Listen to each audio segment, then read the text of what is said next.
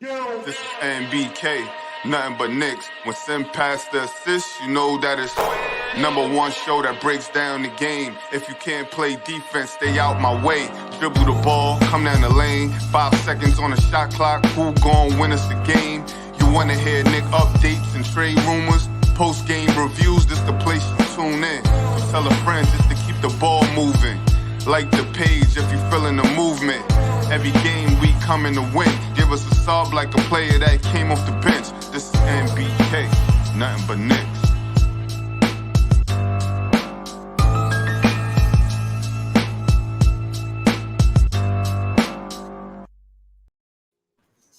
Knicks family, what's poppin'? It's your boy.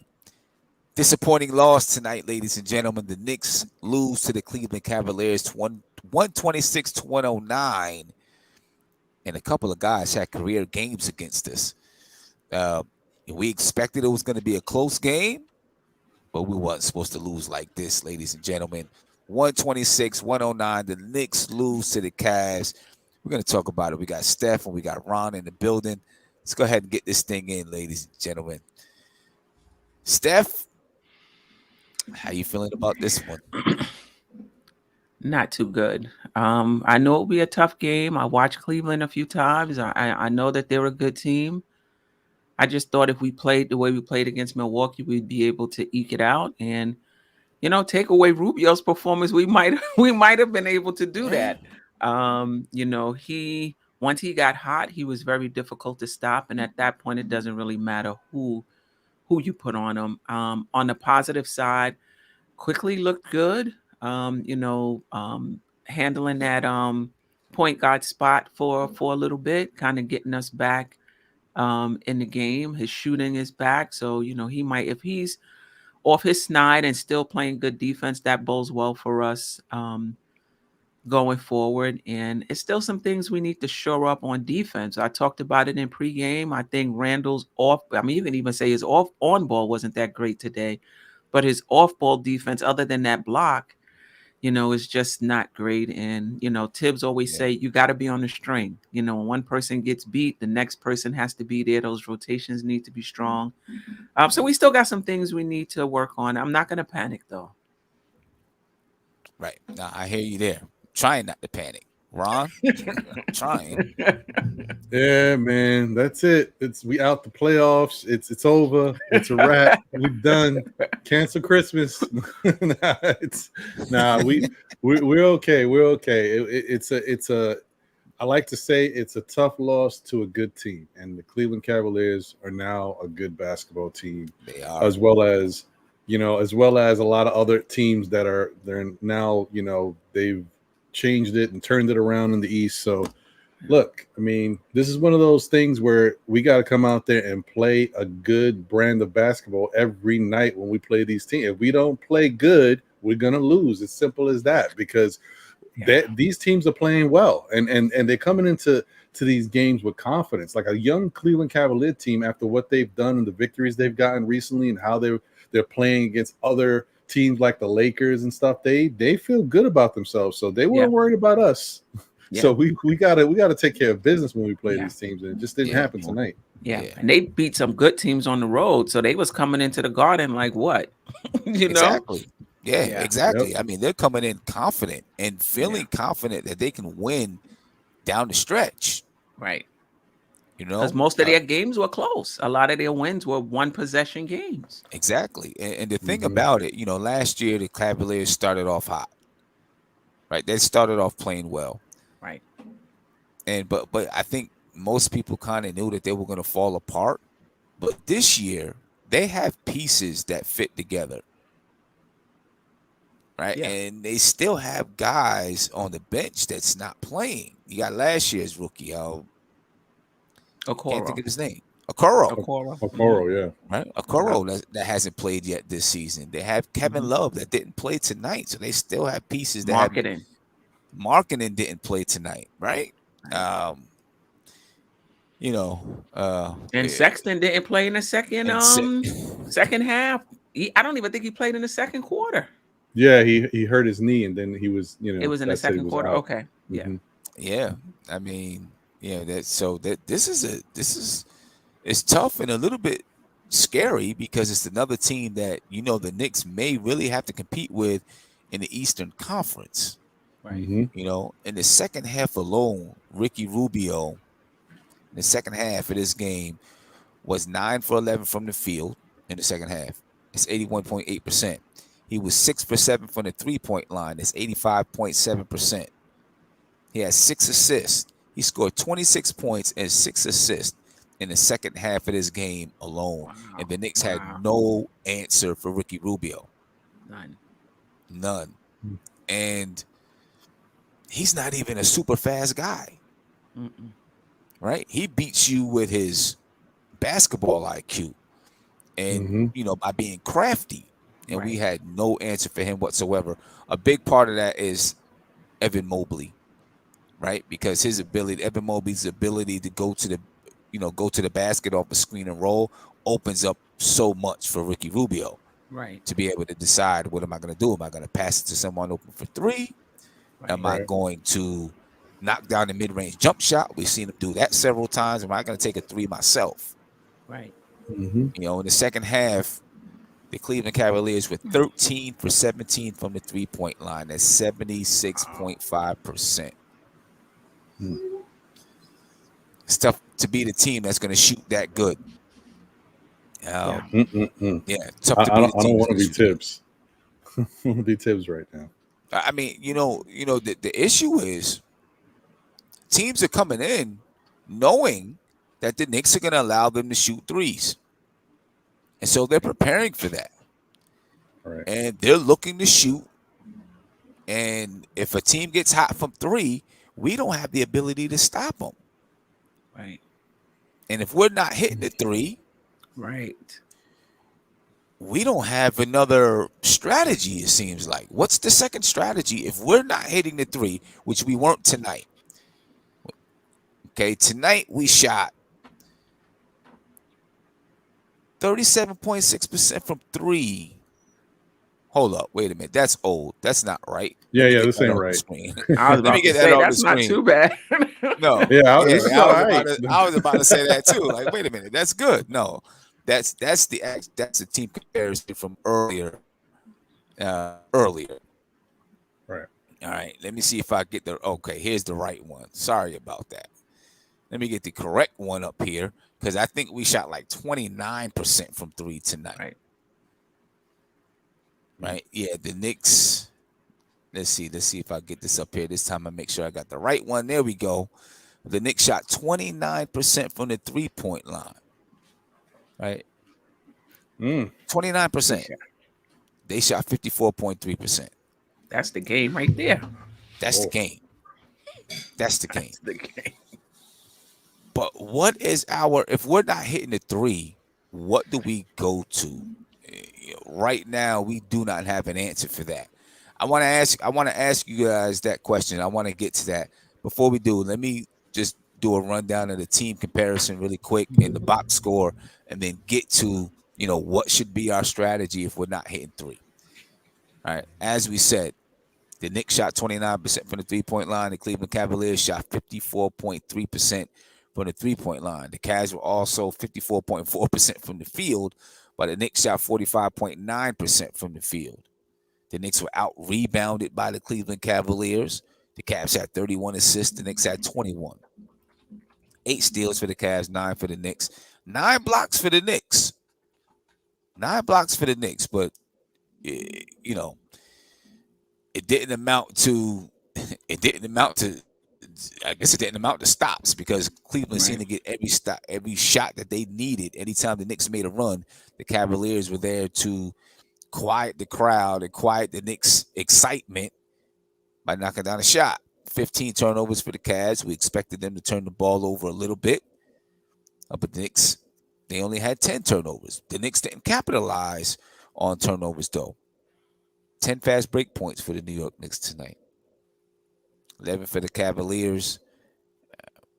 Both teams, 13 second chance points for the Cavs, 12 for the Knicks. The Knicks had 54 points in the paint, and the Cleveland Cavaliers had 52 points in the paint. But, ladies and gentlemen, we were outplayed I'm not gonna say from the tip, we were really outplayed in that second half. That's when we were really outplayed in this basketball game. But Steph, what do we do? How do we solve this problem? It seems like, I mean, if we're not hitting the three, what are we Yeah. doing? What are we doing? Yeah. That's a very good point. Because we can't fall back on our defense. Right. Last year we couldn't score, but we were going to keep the other team from scoring, right? Now we can score a little bit, but if that's not falling, that's why I think we gave up too much on the defensive end. I'm not sure what the answer was to get a little bit better offensively and still keep that defense intact. For right now, where we are, Sim, I'm not sure we have the personnel to play. Maybe we could play better defense. But if you're not, the guards we had hid Randall a lot. You know, Mm, now without those perimeter defense, right? We mm, we can't afford to have somebody else not playing good defense. You know what I mean? Our center, RJ, Randall have to play really, really good defense because our 1 and 2 is not very strong. right. You got Randall, I think, who could be a better I mean, he has the skill set to be a better defensive player. I don't know if he's expending so much energy on the offensive end. I'm not sure what it is, but his defensive effort, I don't. See, I think He take Randall's play. Go ahead. yeah. I think his defensive effort, I think it comes down to his rotations. Like one on Right. one, I think he Yes. plays good defense. Right. But Right. so many times, like Quentin Yeah. Grimes hit a three. It was a six Hmm. point game. Hmm. Come down, Evan Mobley is wide open in the corner, and it should have been Randall's rotation to get out there, Right. contest it, whatever. And Randall's Right. caught in the paint. He hits the three, it's back to a 9 point game. Right. Those are key stops that we gotta get. We gotta get those key stops. I don't know if it's because is it Randall that his rotations are bad, or is it because there's so much worry about guards getting into the paint? Now he's packing in the paint, and then instead of making that effort to run out, he's like, "Oh, he's already got the shot. Why do I run out there? Let me stay here for the rebound." Yeah. I noticed that in the Indiana game with Mitch, he was in the key before Kimba even got beat. Like, I know he's gonna get beat. Let me let me just be here already. But Miles Turner was just one pass away, so you can't be that far in the key. But I think you're right. There's that PTSD in terms of our guards are getting beat, and I'm the rim protector, and they're slouching in the key a bit too much. So I mean, that's part of it. That's part of it as well. I will say when somebody gets beat, you in full rotation. Yeah, And people are talking about, one thing about Bullock and Elf, they were not all world defenders, but they weren't turnstiles either. right. So there were times when they would get beat and we would have to be in rotation, but it wasn't every time down the floor. And that's what you're seeing now. Every time down the floor, we're in full rotation. Yep. And that deflates you. It It deflates does. you It because does. you know that that guard spot is that's the head of the snake, basically. You know what I mean? Mhm. That's your first line of defense. Once that breaks down, now everybody's in rotation, and that was one of the keys to the game that we talked about is making sure that we're able to help and then rotate back out to our guys so that we can cut off open threes or open shots, and we just didn't do that well tonight. You know what I Right. mean? And we allow guys to have career nights against us Right. once again. Once again, we'll start off looking at the Cavs box score, ladies and gentlemen. Obviously, it's highlighted by Ricky Rubio, stepped in for Colin Sexton, who was injured. He had 37 points, 10 assists, and 3 rebounds. A career night for Ricky Rubio, 31-year-old Rubio had the best game of his career 8 against the New York 3-pointers. Knicks. 8 That 3-pointers. Wow. Yeah. 8 for 9 from the 3-point line. And he really didn't have to take the one that he missed. He could have been 8 for 8. He didn't have to take it. 13 for 19 from the field for 68.4%.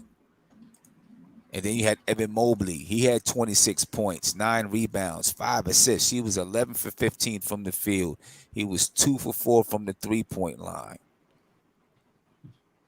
Jared Allen, 18 points, 17 rebounds, 4 assists. Darius Garland had 16 points and 5 assists. It was almost like there's not they were just killing us, and it was like there's not much that we could do against them. That's the way it felt like. As for the Knicks were led by Julius Randle. He had 19 points, 7 rebounds, 7 assists. He only shot 41.2% from the field. He was 1 for 5 from the 3-point line. Next, Derrick Rose had 17 points and 5 assists. Evan Fournier had 15 points and 3 rebounds, but I think most of Evan Fournier's points came in the first half.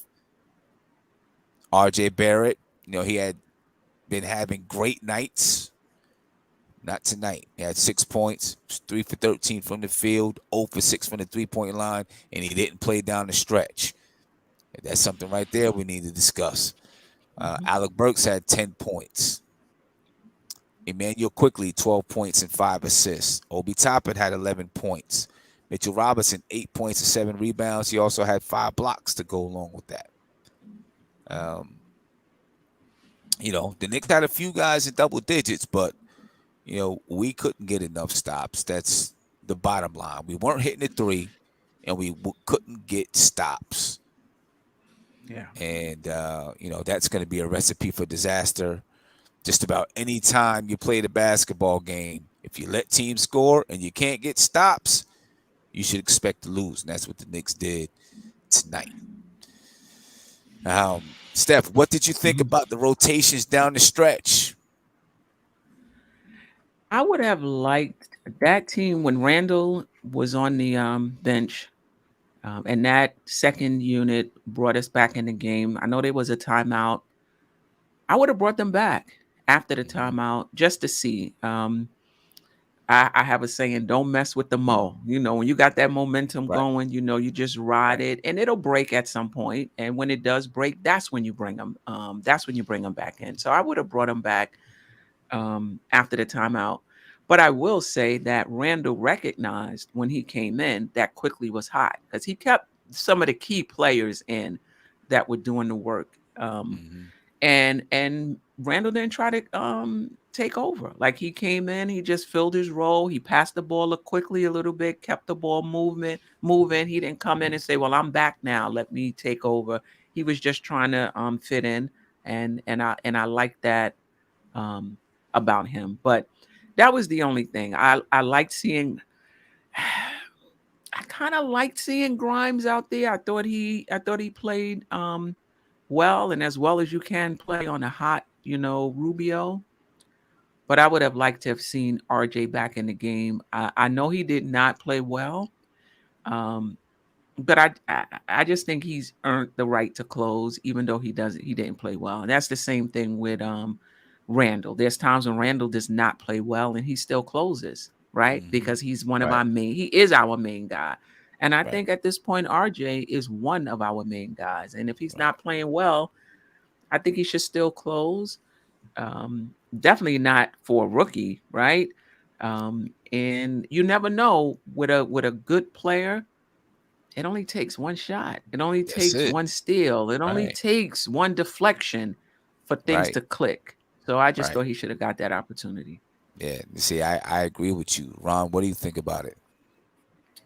I agree to an extent on that. In this game, I think this game was out of hand.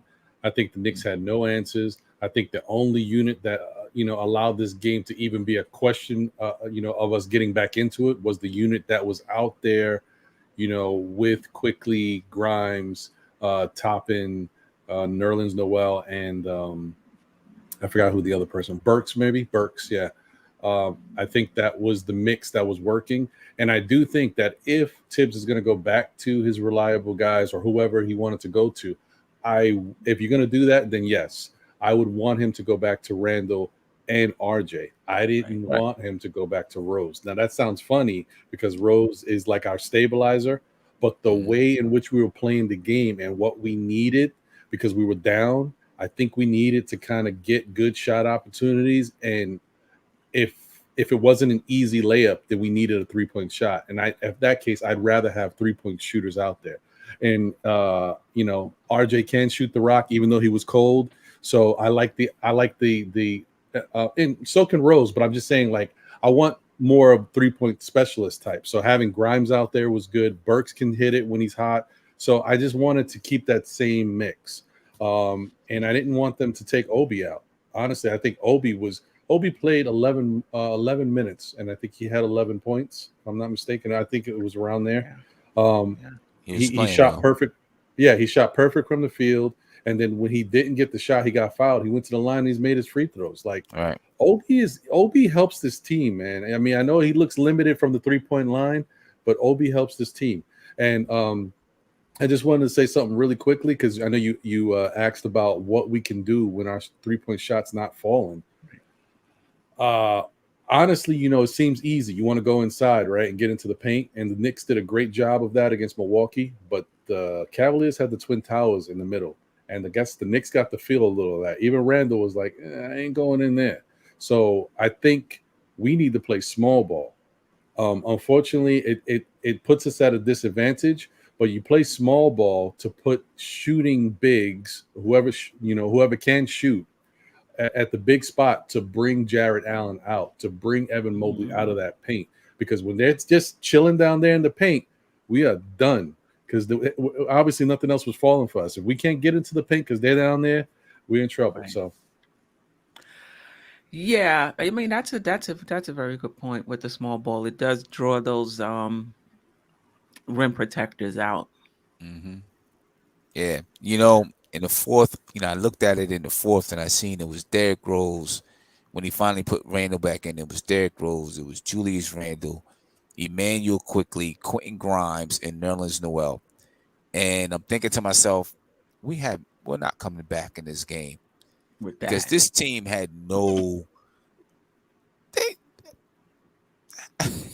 how much has Julius Randle played with that group in practice?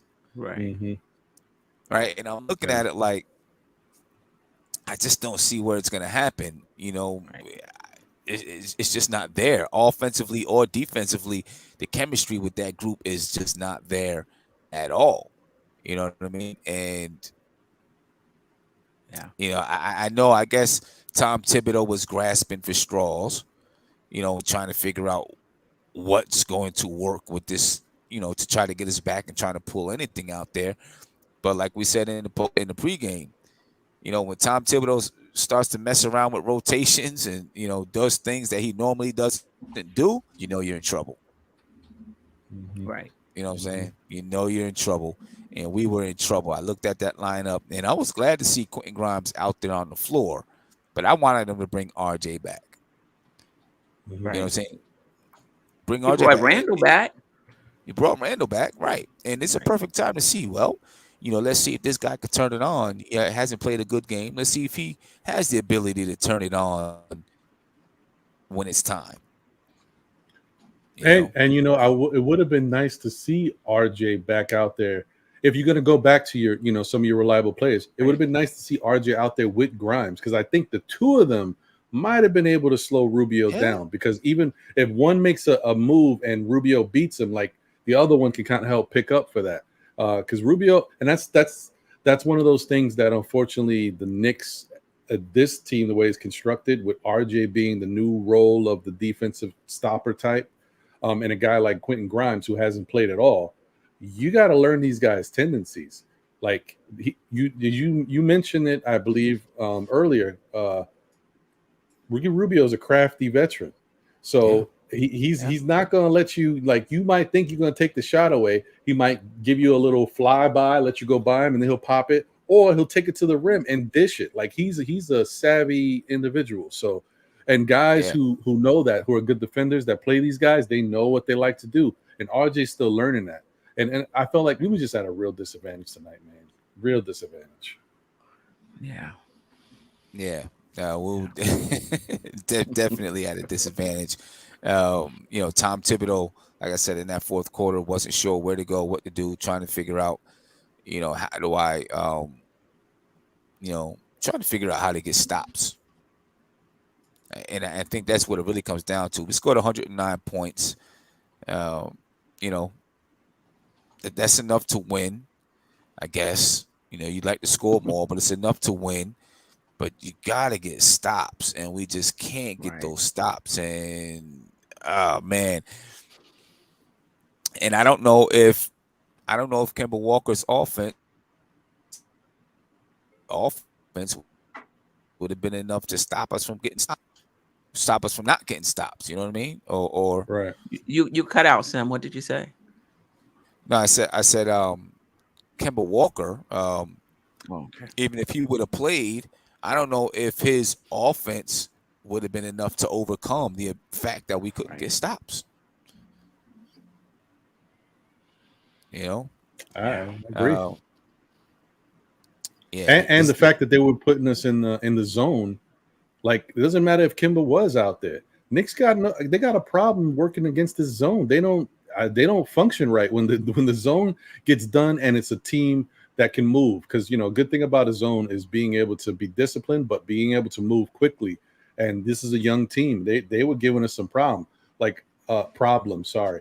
We saw the zone being played by Orlando. It worked pretty good against us when they did it too. I feel like it worked even better when the Cavs did it because the other thing in the back of the Knicks players' minds is they know they got them big guys down low. So it's not like you break the zone and you get a nice layup. You're going right into the Twin Towers. So it's tough. And last year we weren't as good of a shooting team, right? So of course the zone works. Because you can't shoot. And this year, we're a better shooting team, but on nights when we're off, teams will play zone because they're not worried about us knocking down a shot, unless we start to get hot. And it just amazes me that we haven't figured out how to beat the zone. Because even last year, I was always saying, obviously you want to have shooting, but it's about where you space your guys. You can still beat a zone even if you don't have great shooters on your team. Right. You know what I mean? You can move the ball fast enough. You can get it inside. You can get the ball to where you want even if you don't have great shooters. Now we have better shooters. So it's obvious that one of the issues we had last year and still this year is we don't move the ball fast enough to beat the zone, to make the zone rotate. Right. We're not saying the guys flashing through that middle fast enough. We got someone in there, but we're just kind of, moseying around in the middle, and that's not enough. You got to really have somebody hitting those, hitting the gaps in the zone hard, to cause the defense to collapse on that gap so that it opens up something in another area of the zone. And we're just not doing those things, and it's making it difficult for us to beat the zone. Yeah. Yeah. But one thing I did notice, Sim and Steph, you notice in the third quarter, we busted that zone open because of our personnel, not because they were doing it and we blew it up. Right. The personnel that we had out there was active. We were fast. We were moving. And I forgot the name of their coach. He went away from the zone because I guess he felt like it didn't make sense. This wasn't going to work against this lineup. Right. So maybe that's the case. Maybe that's sometimes you got to change the personnel around. And another thing I was going to say, I love the fact that we got to see Grimes, but can you think how much better Grimes would have been had he been playing in these games, maybe 6 minutes, 5 minutes here and there, just to get his feet wet, get comfortable. You bring him in when you need him and you're down and you expect him to go out there and do something for you. His shot ain't really falling, although he's that. No, he did though. Yeah. No, he took 2 threes. Yeah, he took 2 threes and he hit one of them. So that just shows you he's a really good shooter. He hit 2 threes. He hit 2 threes. Oh, he hit 2? And he played Okay, good 2. defense. Right. Yeah, he hit 2 threes tonight. Yeah. I mean, but it's tough. Like, but his first shot was a brick. Like, he was just he launched that. But Yeah. it's like the whole thing is like it would be easier if you kind of ease these guys in here. Just give them 4 or 5 minutes a game. You could go vice versa. Maybe Grimes gets 5 minutes this game. Maybe Deuce gets 5 minutes another game, just to let them get on the court in the flow of the game, not in garbage time. I don't know. Tibbs is the coach of the year for a reason, but yeah, I mean, I don't know if you take out if something is working. I don't know if you take them out just to get the minutes for down the line. I don't know. I mean, I guess that's a fair point. But I thought he played well in the minutes he got though. I didn't Yeah, no, I I think he didn't was good. I didn't think like, oh well, he was so rusty. Had he got more time earlier, he would have been even better. I thought he was good. At that point, Rubio was just on fire. There's not much you're gonna be able to do at that point. right. He was just on fire. It was just, it was just, it was like, come on, man. Ricky Rubio's doing this to us. Now, Right. at 6-4, is this where we expected we to be after 10 games? From the beginning of the season, not even looking at the games we Right. played, we got off to a hot start. Got off Right. to a start of 5-1, and we've been 1-3 since that 5-1 start. Right. And Right. we've lost 3 of our 4 games. 3 of our 4 losses have come at home, which is not good, but 2 and 3 at home. And we've lost 3 of those 4 games at home. But look at this season. Did you think we'd be better than 6-4 after 10 games? Or did you think we'd be about 6-4 or worse? Ron, I'll start with you. Swing it over to Steph. Well, I had said that we were going to be 8-2, and at worst, I thought we'd be 7-3. So 6-4 was not in the cards for me. So that's my answer right there. I did not think we were a 6-4 team. I still got my 20 game prediction hanging over my head right now. I said 14-6, so I'm sweating a little bit. But we gotta go 8-2 in the next 10 to get to that 14-6. Oh, that's tough. You know what? I don't know. But that's also that is the life of a fan who loves his team, but is underestimating the competition. We knew the East got better. It's one thing to say it, it's another thing to see it. And so the teams are a lot better than I thought. And because of that, then my predictions may be a little off about what our team is. I still think that had our team been playing the type of basketball we expected them to play consistently, that we would be, 7-3 at least. But No it is what it is. I mean, you could just look at that Orlando game. Right. I mean, if you look at Cleveland and the Orlando game that we lost, those are 2 games that you would say, well, I don't want to say we should have beat Cleveland. We didn't expect Cleveland to be as good as they are. Right. Now, and then, we didn't expect that we lose Orlando, although, a lot of teams, when you play a team back-to-back, lose that second game. Right. But, if we win those 2 games, then, we're looking at 8-2 right now. If we win those 2 games. You know what I'm saying? But remember, sorry, go ahead, son. Yeah. No, go ahead. Go ahead. Remember when we was looking at the schedule, we was like the first 20 games is relatively easy compared to the rest of the season.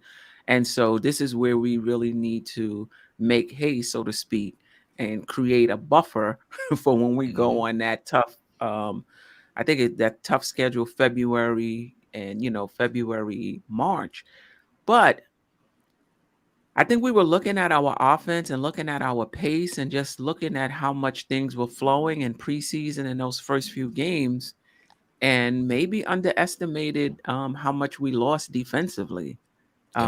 Because now when you look at this team, I think we have to probably have another show and go through the schedule again. Like, okay, given our defense now, what do we think now?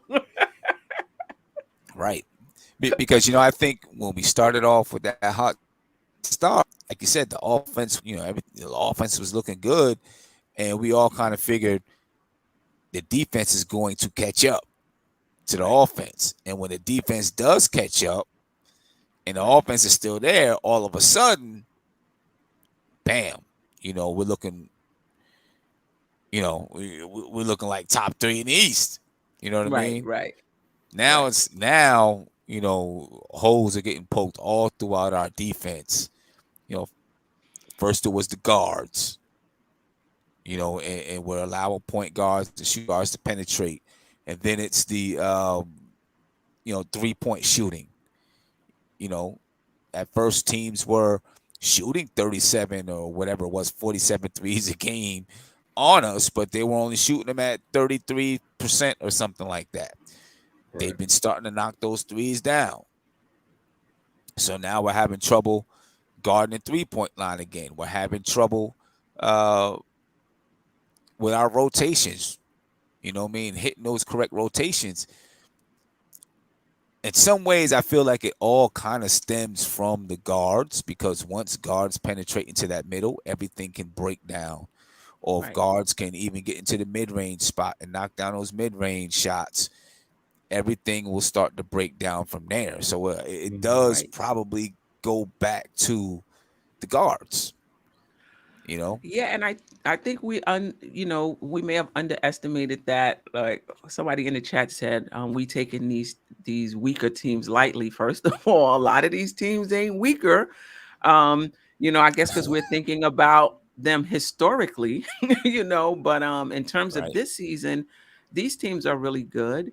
And the Knicks, I'm not gonna say we're not good. I think we're in that pack. After, I still think Milwaukee, when they're healthy, and Brooklyn are going to be up there, maybe even Philly. After that, it's really packed in, and you're going to have to separate yourself. And when I'm looking at this team, how are we going to separate ourselves from the rest of the Eastern Conference? right, right. Right. How are we going to do that now? All right, I'll give it a few more games, but I think Josh said something about at the deadline we may have to make a change. I think we give it a few more games. We may have to start looking before the deadline. The deadline is Mm, the middle of the season, like, or even more than like half, right? February, I think Around around February, February. right? Yeah. Right, right. Because there's certain trends you can look and say, I don't think this is going to get better. So, like, Right, if you think it's an effort or execution issue, then stick with it. We'll keep working on it. But if it's a personnel issue, that's not going to get any better. right. So Mhm. I'm not sure how the Knicks are looking at this, because if they determine that it's a personnel issue, waiting until the deadline, by that time the gap could be, there could be a Right. larger gap. Exactly. And Mhm. Sim, you bring up a good point, and people underestimate this. At the point of attack on the perimeter, you have to keep those guards out the lane. You gotta have defensive players that can keep those guards out the lane. Once they get in the lane, somebody has to rotate. Now you're leaving your man open. Now somebody has to rotate over there, and it just Yep. becomes a mess. And so, you know, again, I'm not saying that the players we had before were all world defenders, but at the point of attack, they were able to keep them out the key, and that helps a lot. With the guards getting up in the key, that's putting a lot of pressure on Randall, a lot of pressure on Mitch as well, a lot of pressure on those backline guys to defend and rotate Yeah. over. Yeah. Yeah. And once you start making the team rotate, somebody's going to miss a rotation most of the time. Right, You Right. get right, plays here and there. Cleveland had one tonight, when the Knicks were trying to, get a bucket to really put themselves over the hump. They made some great rotations, and the Knicks couldn't get a shot off. So you're gonna have plays like that, but most of the time somebody's gonna miss a rotation, and that's when the point guard, or if it's not the point guard, someone else is gonna find where that rotation was missed. Open shot, open jump shot, open layup, whatever it is. You know what I mean? Yep. Greg said in the chat, he said, I mean, we only replaced 2 players, and our defense all around sucks. I hope they're not quitting on Tibbs already to get him on his way out of New York. No, I don't think it's that, Greg. It's that the 2 players we replaced well, put it like this: Alfred Payton was a bigger guard than Kemba Walker, right, and a better defender than Kemba Walker. Reggie Bullock, a better defender than Evan Fournier.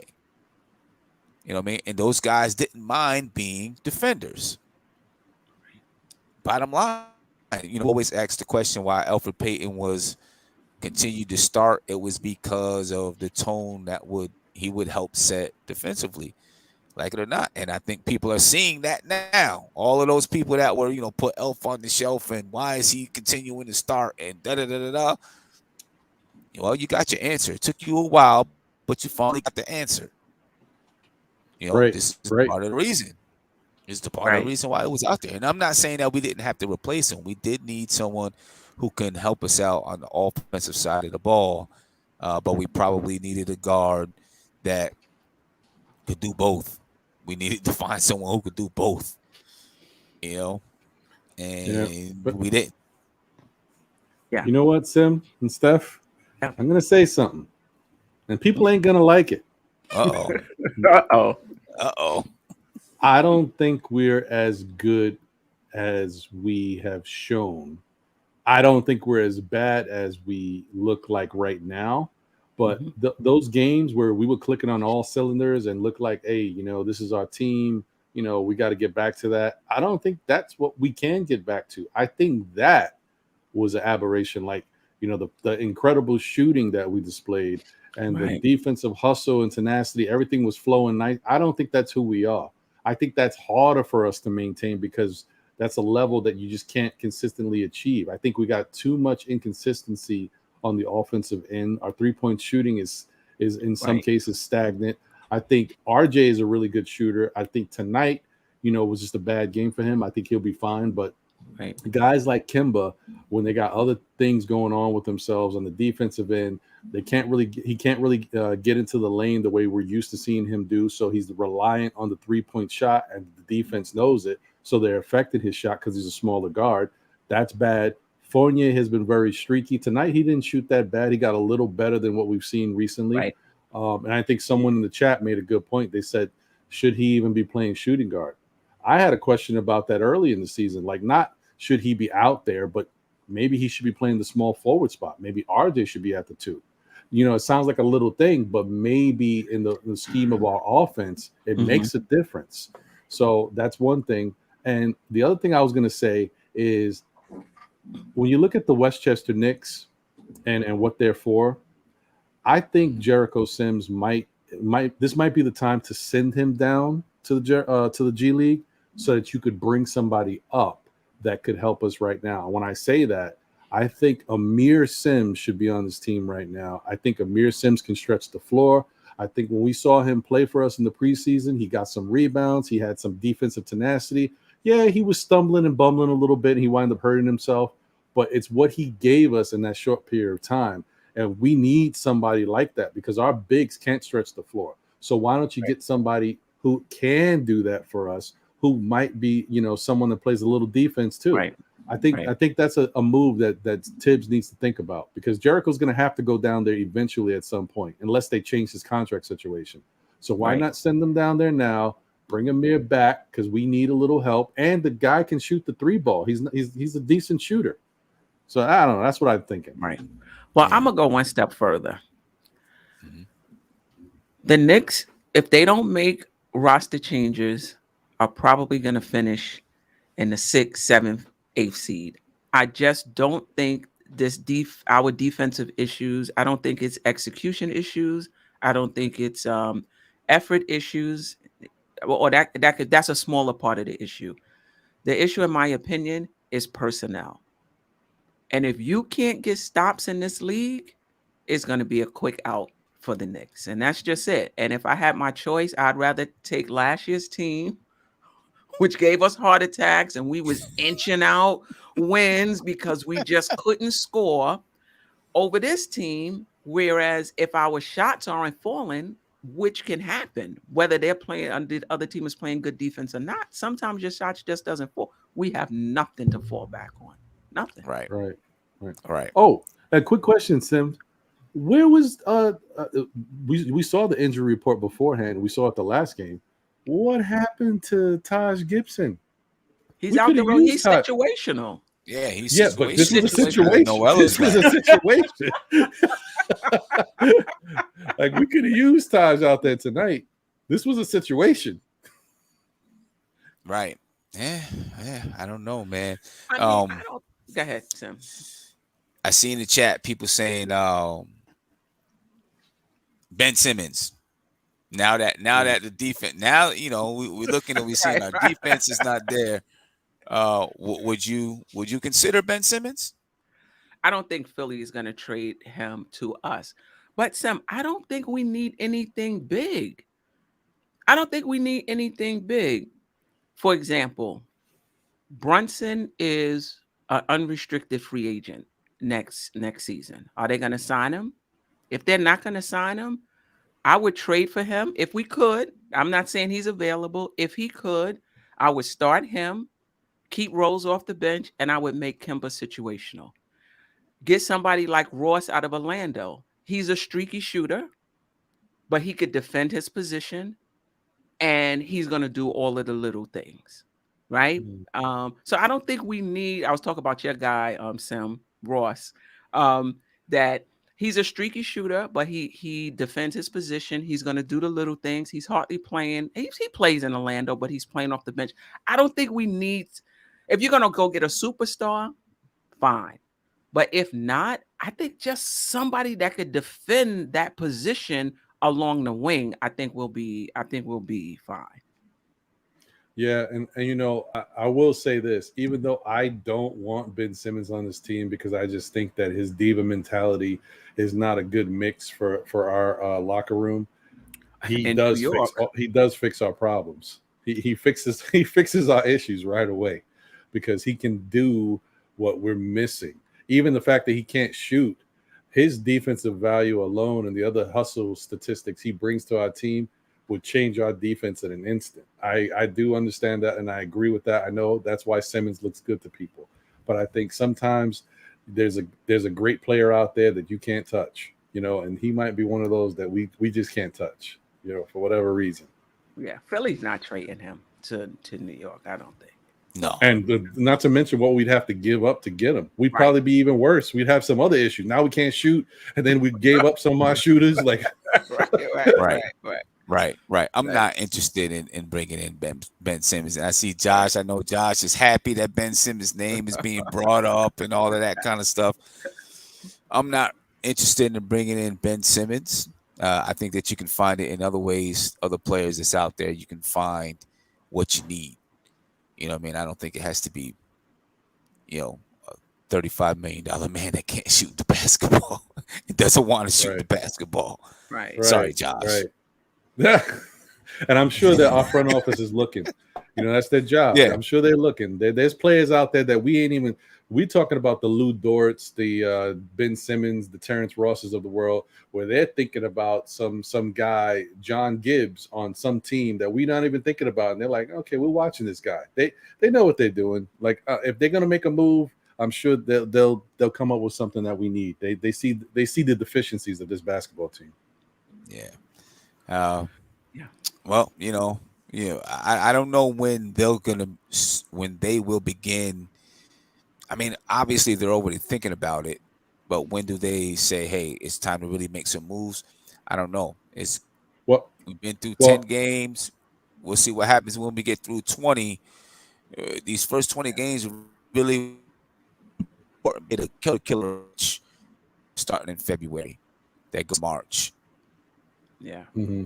Well, according to what Josh said, I'm sorry, Sim, you were cutting up a little bit. I was just going to say, according to what Josh said, the Knicks can't really do anything until December 15th when some of these contracts become valid to move. So we have other pieces, though.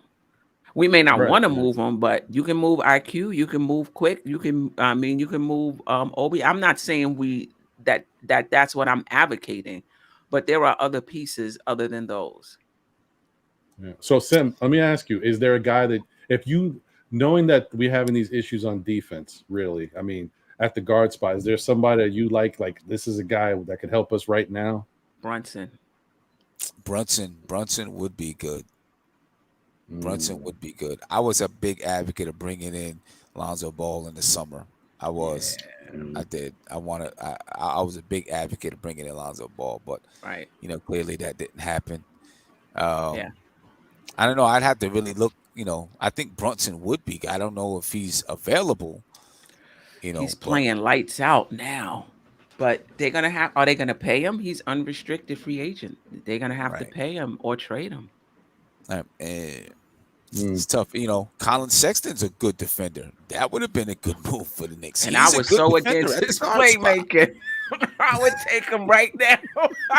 You see what I'm saying? I wanted I would Colin take Sexton it too, right man. He's a good defender at the guard spot, man. And you know what? That move probably could have been made easy and for cheap. Didn't get done. I don't know. How do you guys think the Knicks come back in Philadelphia tomorrow night? I mean, I think the Knicks win tomorrow night. Honestly, like I said, I think this matchup was a bad matchup for the Knicks. I think it's also a little bit of a wake-up call. I mean, I know we're all talking about the East being better. We've seen what the Cavs do. The Knicks seen what the Cavs do, but I've seen the game, and I'm watching like guys go back and forth. I'm seeing Jared Allen and Julius chirping. It's like, Julius don't respect nobody. So like I think that this was still one of those little brother type games, even though they're better. We got slapped by the little brother, and Knicks got to be ready for the next time we play him. But Philadelphia, on the other hand, is the big brother. So I think the Knicks are going to come out with the same type of effort, because I think the Knicks had good effort. Were their rotations a little bit slow? Maybe early. But if they come out with that same effort and Tibbs, I don't know if we're going to see the same type of lineup changes he did tonight, even though I thought they were great. If he does do something similar because it's back-to-back games, I think we got a good chance at winning that game tomorrow night. And I know that, I mean, come on, our shooting can't be as bad as it was tomorrow. Right. I hope not. Right. So I hope not. What I don't like about playing back-to-back games is you don't get a chance to recalibrate. Right. So your shooting could be as bad because, you're going from one bad shooting night and the next night you got to play and you don't get a chance to kind of, let me get a day or two in between so I can kind of recalibrate, think about, look at film, do those type of things. You got to go right from New York. We play in Philly. Yeah. No, right? I think we home. Are we in Philly? Oh, wow. Right. I think it's in Philly. Right. Philly. So we got, yes. So we getting, right on the bus and heading to Philly, maybe. Right. Just don't get a chance to recalibrate, I feel like. So I don't know. Yeah, listen, this is revenge week. I mean, we got Philly, we got Indy, we got Milwaukee. We beat Milwaukee, so they're gonna want to same thing with Philly, get back. We lost to Indy, so they're gonna try to get another one, right? So this is gonna be a tough week for us. I'm not liking the Philly matchup. They've been playing better since we last played them. I know Tobias Harris is still out. I don't know where Mitch is going to be tomorrow. Is he going to be the same Mitch he was the first time? I hope so. I think it's going to be a tough game tomorrow. Well, let me ask you this. I think those games you just listed, Steph, and I think after that, do we get Orlando again? Not sure. I'll check. Because my question to you guys is, so say the Knicks win tomorrow, we beat Philly, and then we beat Indiana in the revenge game for us, but we lose to Milwaukee in their revenge game, and we win that next game after, which I think is Orlando. I could be wrong, but if we were to, that's 2. Yeah. So we're talking maybe going 3-2 over the next 5. You guys would be okay with that, considering what we've been dealing with? I mean, 3-2 over the next 5 is basically what we're doing now, right? It ends up being 6-4. Mm-hmm. It would be. I mean, I'd be okay, because we still have a winning record. Mm. I mean, of course we want more, but I just don't think this team. this what's going on with this team ain't going to get fixed overnight. Right. It's going to take Right. some practices. It might is. take one of those times where we get a couple days in between games to get a nice good practice in. Right. I don't think they've been having that either. Probably not. Yeah, probably not. This we got Charlotte. Oh. Between Milwaukee and Indiana, we have Charlotte. Now they went on a 3-game boy. losing streak. But to me, I don't want to hear nothing about other teams losing streaks. I don't want to hear nothing about who's out and we might have the advantage because this one won't be bad. We just got to play.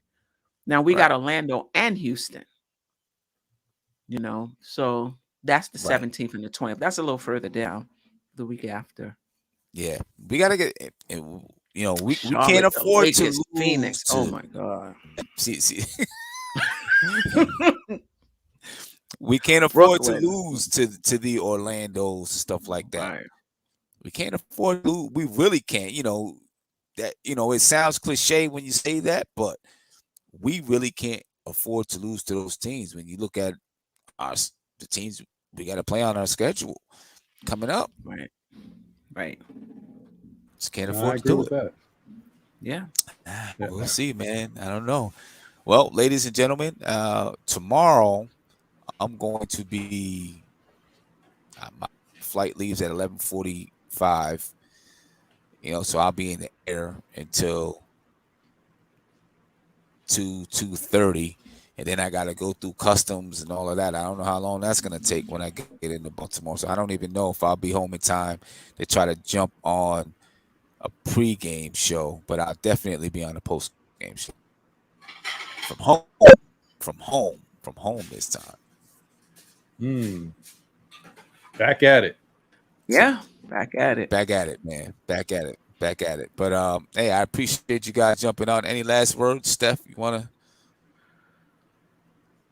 A little. I'm a little disappointed. I thought it would be better over the first 10 games for sure, and just seeing some trends that I'm concerned about. And one of them is the defense. But I'm not giving up on the team. I'm not giving up on the season. I think changes will be made, whether that's internally with lineups or whether that's bringing other guys in. I still think the Knicks are going to have a successful season overall. Right. Hey, and Queen Steph, are we getting the Queen's Court this week? Yes, Tuesday at 8:30 because the Knicks play Philly tomorrow, so it'll be Tuesday at 8:30. God Up Knicks will be on. I'm not sure if Ron wants to join us, but Tuesday 8:30. We'll talk about this all over again. All right. Yeah. Ron, any last words? I look, man, I'm a Knick fan, I'm a Met fan, I'm a Giant fan. I've seen a lot of losing in my time. I've seen some winning, limited winning. So it's gonna be okay. Tomorrow's another day and it's another game. So and I think we'll win tomorrow. I'm hoping we'll win and get back to some winning ways while we work through whatever the hell is going on with this damn team. But just be patient, guys. We're gonna get through it. It's not gonna be pretty. Just understand, if you haven't got it already, this next season ain't gonna be pretty. So it's gonna take some lumps, but we'll be all right. And still Knick fans will be on. We'll be filming tomorrow night, but so we'll actually be missing some of the game. I'll have the game on in the background, but we'll be filming, and it's probably going to air right after the Queen's Court again. So on Tuesday night, so look for that. And then once again, new show on the MBK network, which is going to be airing this Thursday at 8 p.m. It's called the NBA Report. We're going to be going over the Eastern Conference teams and what they got going on and how that relates to the Knicks. We'll also talk a little bit about the Knicks as well. So definitely tune in. That's Thursday at 8 p.m. The NBA Report. It's me and my co-host John from Still Knick Fans. So definitely tune in. Yeah, got a doubt. Well, ladies and gentlemen, we're out of here. We'll catch you tomorrow. Spread love, ladies and gentlemen. We out. This is NBK, nothing but Knicks. When Sim passed the assist, you know that it's #1 show that breaks down the game. If you can't play defense, stay out my way. Dribble the ball, come down the lane. 5 seconds on the shot clock, who gon' win us the game? You wanna hear Nick updates and trade rumors? Post-game reviews, this the place to tune in. Tell a friend just to keep the ball moving. Like the page if you feeling the movement. Every game we coming to win. Give us a sub like a player that came off the bench. This is NBK, nothing but Knicks.